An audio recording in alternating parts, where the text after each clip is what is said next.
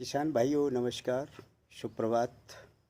किसान भाइयों, आप सभी इस समय व्यस्त होंगे और उम्मीद करता हूँ पूर्णतः आप स्वस्थ होंगे। और आज मैं एक महत्वपूर्ण जानकारी लेके आया हूँ, क्योंकि जैसा कि हम सभी जानते हैं कि पिछले 40 दशक से रासायनिक खादों का बेहद इस्तेमाल बढ़ चुका है। इसकी डिमांड बहुत ज़्यादा हो चुकी है, तो इसलिए बहुत सारे जो मिलावटखोर हैं वो हमें नकली खादें उपलब्ध कराते हैं और हम उसकी पहचान नहीं कर पाते हैं। तो किसान भाइयों, जिससे हमारा पैसा भी जाता है और हमें मिलावटी चीज़ मिलती है, जिससे हमें तमाम उसके दुष्परिणाम देखने को मिलते हैं। तो हमें जागरूक रहना है, सतर्क रहना है। तो इसके लिए मैं कृषि विभाग उत्तर प्रदेश द्वारा जानकारी दी गई है कि किस तरीके से हम मिलावटी खादों से बच सकते हैं।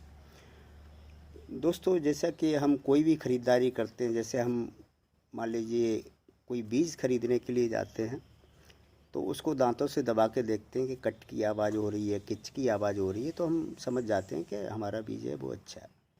इसी तरीके से हम कपड़ा खरीदते हैं तो उसको छू के या मसल के हम उसकी जानकारी लेते हैं कि कपड़े की क्वालिटी क्या है।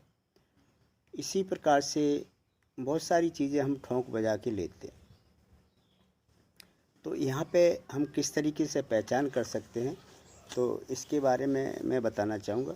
तो किसान भाइयों, ज़्यादातर हम जो उर्वरक का इस्तेमाल करते हैं, रासायनिक खादों का इस्तेमाल करते हैं, उसमें हमारी जो पहला है वो है यूरिया खाद, दूसरा है वो है डीएपी खाद, उसके बाद सुपर फास्फेट है, जिंक सल्फेट है। तो यही खादें ज़्यादातर इस्तेमाल होती हैं और इनमें बहुत ज़्यादा मिलावटखोरी चल रही है। तो प्रथम दृष्टया देख के या उसको हाथों से छूकर हम कैसे पहचान करेंगे, तो इसके बारे में मैं आपको जानकारी देना चाहूँगा। तो सबसे पहले हम यूरिया उर्वरक की बात करते हैं, यूरिया खाद की बात करते हैं। तो इसमें प्रथम दृष्टया जब हम देखेंगे तो इसके जो दाने हैं एकदम गोलाकार होना चाहिए, सफ़ेद और चमकदार होना चाहिए। जो दानों का आकार है वो समान गोलाकार होना चाहिए और सफ़ेद और चमकदार होना चाहिए। उसके बाद अगली चीज़ ये है कि पानी में पूर्णतः घुल जाना चाहिए।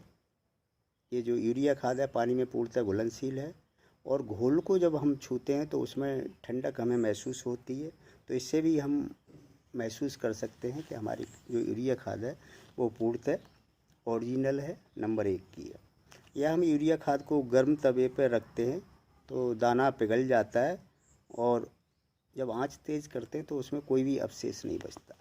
तो इस तरीके से हम यूरिया की पहचान कर सकते हैं कि ये असली है या नकली है। इसी तरीके से डीएपी की हम पहचान कैसे करें, तो इसके लिए हमें क्या करना है, देखने में इनका जो रंग है वो काला बादामी रंग, नाखूनों से आसानी से ये टूटता नहीं है, सख्त होता है, दानेदार होता है। और डीएपी के कुछ दानों को लेकर तंबाकू की तरह उसमें चूना मिलाकर मलने पर तीक्ष्ण गंध निकलती है, जिससे सूंघना असह्य हो जाता है। तो हम कुछ चूना लेके और दाने रख के हम हाथों पे जब मलते हैं तंबाकू की तरह, तो उसमें असहनीय गंध निकलती है, तीक्ष्ण गंध होती है, जिसको हम सूंघने में असमर्थ होते हैं। और इसी तरीके से हम दानों को तवे पर धीमी आंच पर गर्म करेंगे तो दाने फूल जाते हैं। तो इस तरीके से हम डीएपी की पहचान कर सकते हैं।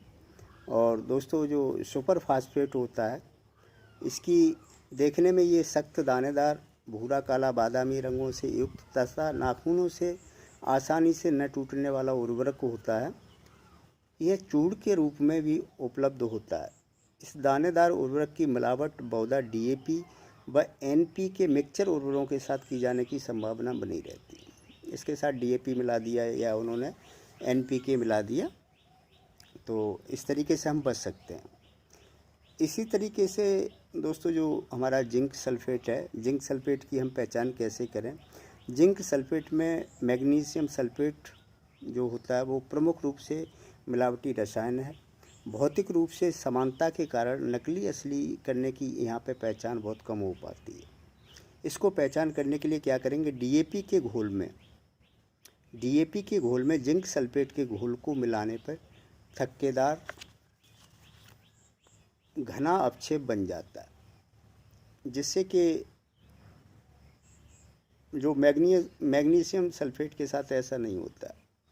तो समझने की बात यह है कि जो जिंक सल्फेट है, इसको डीएपी के घोल में मिलाने पर जो घना अपक्षेप बन जाता है, तो ये हमें ध्यान रखना होगा, अन्यथा नहीं बनेगा।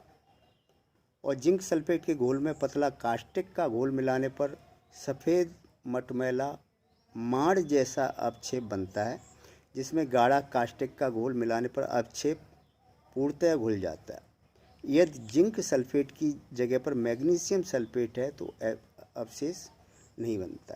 तो इस तरीके से हम सतर्क रह सकते हैं और अपनी यूरिया, डीएपी या जो भी उर्वरक हैं उनकी पहचान कर सकते हैं। अगला है पोटाश खाद। पोटाश खाद की हम पहचान कैसे करें? तो ये भी सफ़ेद कड़ाकार पिसे नमक तथा लाल मिर्च जैसा मिश्रण होता है। ये कण नम करने पर आपस में चिपकते नहीं हैं। इनको नमी प्रदान करने पर ये आपस में चिपकते नहीं। पानी में घोलने पर खाद का लाल भाग पानी में ऊपर तैरता रहता है। तो किसान भाइयों, इस तरीके से जो है हम कुछ उर्वरकों की हम तुरंत पहचान कर सकते हैं। तो हमारा प्रयास यही है कि किसान खुशहाल बने। किसान खुशहाल रहेगा तो प्रदेश खुशहाल रहेगा, और जब प्रदेश खुशहाल होगा तो हमारा देश खुशहाल होगा। तो ये कृषि विभाग उत्तर प्रदेश के द्वारा ये सारी जानकारी दी गई है, तो मैंने आपके सामने रखना उसको उचित समझा। तो इसी के साथ किसान भाइयों, मैं आपके लिए नई नई जानकारी लाता रहूँगा। कृपया करके ये जानकारी ज़्यादा से ज़्यादा लोगों तक पहुँचे, तो इसके लिए आपको इस वीडियो को शेयर करना है और चैनल को सब्सक्राइब कर देना है, जिससे कोई भी मैं इन्फॉर्मेशन देता हूँ तो वो आपको सबसे पहले मिले। तो थैंक यू सो मच।